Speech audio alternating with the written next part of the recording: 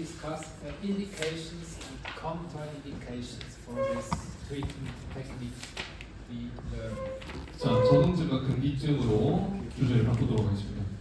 Before carrying out trigger point therapy, check the indications and contraindications. 자, 트리거 포인트 치료를 하기 전에 적응증, 금기증을 확인을 합니다. The main indications for trigger point therapy are myofascial pain and dysfunction, and we call this the myofascial syndrome, myofascial pain syndrome. 자, 첫 번째는 근막 통증과 기능 장애입니다. 이걸 통틀어서 우리는 마이오파자 신드롬이라고 부르고요. But if there are scars or other changes in the connective tissue, you can perform these techniques very well. 자, 그리고 결합 조직에 흉터나 기타 어떤 조직 변화가 생겼을 때 여기 적응증 하면은 굉장히 좋습니다. Scars or after a burning situation like this. 네, 그래서 저그 러닝 구줄 Burning, if there is a fire and there is a lesion in the 네네. 뭐 화상이라던가 포함을 해서 결합 조직의 변화가 생겼을 때도 굉장히 좋습니다. or if there is an operation with a scar, and you can treat the scar very well with this technique 2 and technique 3. 네, 수술 흉터 또한 도움이 되고요. 테크닉 3라던가 적용할 수 있습니다. Then there are entrapment neuropathies. We just showed a little bit with the scalene and the plexus brachialis, but all over the extremities in the arms, in the leg, you can perform this.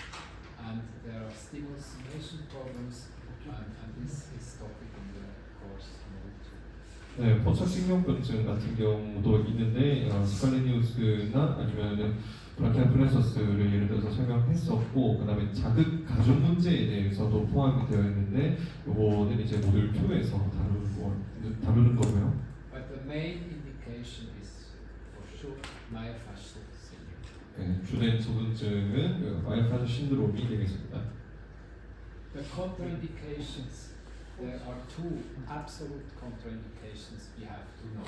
First is root thinning, coagulation, coagulations, coagulopathies or anticoagulation with PT INR higher than 3 or Quick's test lower than 20, then we don't perform manual trigger point therapy because the risk of a head form which doesn't stop is too high.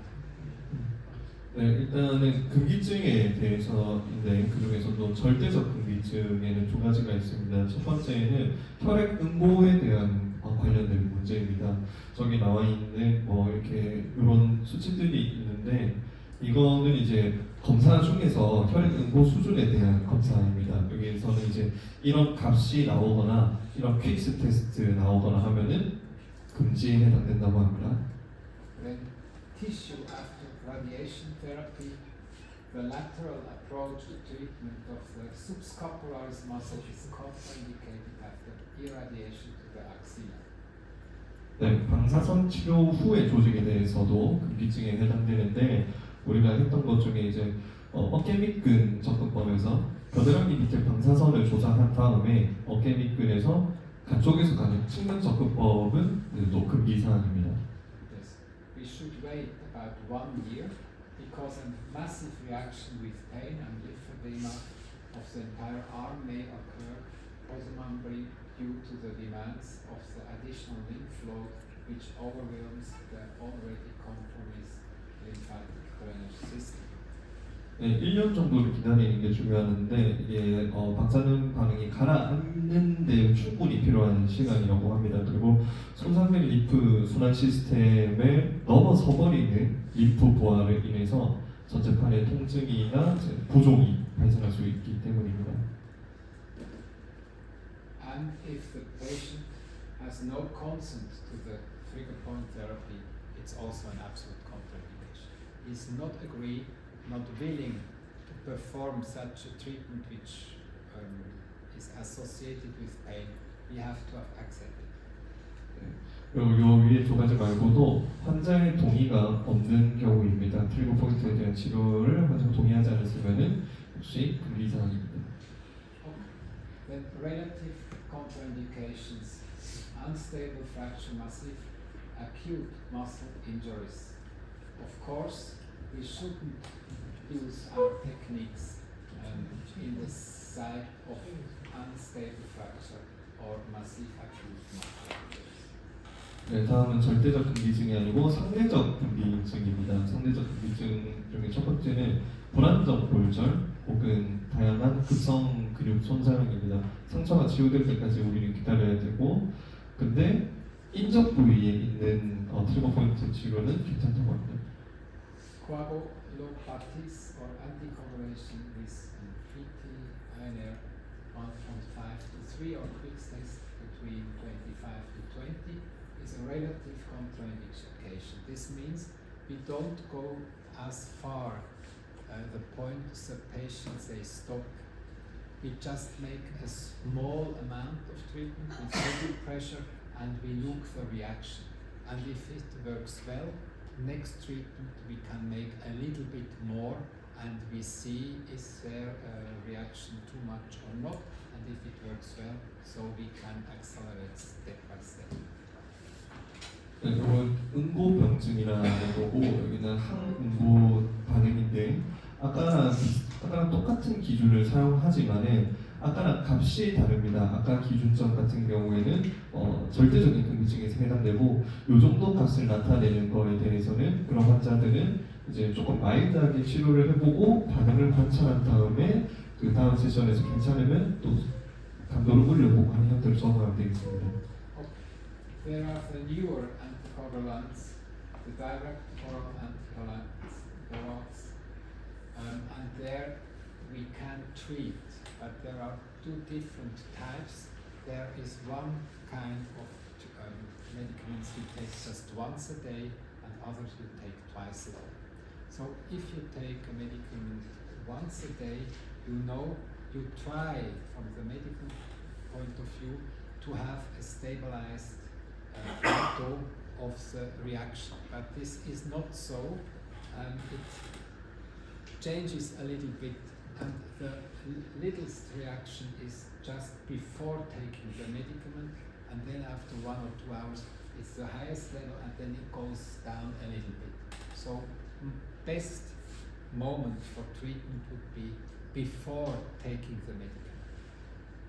네, 요거는 이제 응고제 약에 대한 내용인데요. 그래서 예를 들어서 항고제도 크게 저희 나라에서 두 가지 타입을 쓸 수가 있는데, 하나는 이렇게 먹고 환자의 컨디션이나 이런 약물에 대한 반응이 쭉 이렇게 지속되는 형태, 그러니까 환자의 컨디션이 크게 변하지 않는 형태입니다. 근데 그거 말고 이제 약을 먹었는데 약효가 막 이렇게 올라갔다가 막 내려가는 경우가 있습니다. 그럴 때는 우리가 이거를 조금 그런 반응이 있을 때는 당연히 좀 조심해야 되는데, 제일 좋은 거는 이제 약을 먹기 전에, 약효가 나오기 전에, 약을 먹기 전에 치료를 접근하는 게 좋다고 합니다. If the patient takes twice a day the medicament, it makes just 2 little bumps, and it's also preferable to treat just before taking the medicament. Then it's the littlest effect of the medicament.